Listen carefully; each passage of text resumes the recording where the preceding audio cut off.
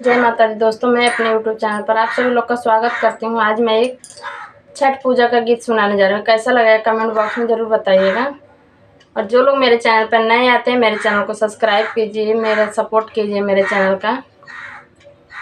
और मेरा एक चैनल है जय माँ दुर्गे के नाम से है, नया चैनल है, उसका भी सपोर्ट कीजिए। जय माँ दुर्गे के नाम से नया चैनल है। और मेरा गीत कैसा लगा कमेंट बॉक्स में ज़रूर बताइएगा। गौआ के पूर्व एक पोखरवा, वहाँ में सूरज बाबा के घाट, वहाँ में सूरज बाबा के घाट।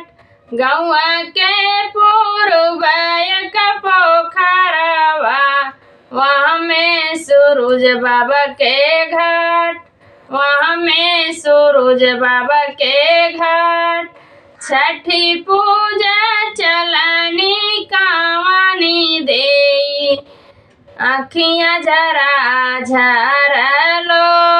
छठी पूजा चलनी कावनी देई, आँखियाँ झरा झरलो।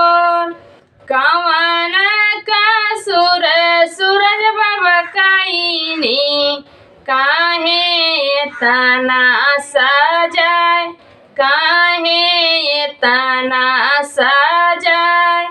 कवन का सूरज बाबा काईनी, काहे तना सजाए, काहे तना सजाए। सास ननद के नाही जानलू, गैया के मारलू लात। सास ननद के नाही जानलू, गैया के मारलू लात। तुलसी के दिया ना देखावलू, तुलसी के कैलू अपमान। तुलसी के दिया ना जरावलू, तुलसी के कैलू अपमान, तुलसी के कैलू अपमान। रोवत बालकवा ना उठावलू, रोवत बालकवा ना उठावलू। तिवैयो कर सजाए, तिवैयो कर सजाए। सासू के लीपल आंगन धंगलू, तिवै तनाया पामान, तिवै तनाया पामान। सासू के लीपल आंगन धंगलू, तिवै तनाया पामान, तिवै तनाया पामान। भूखला भैने ना जेवावलू, तिवै है कसूर, तिवै है कसूर।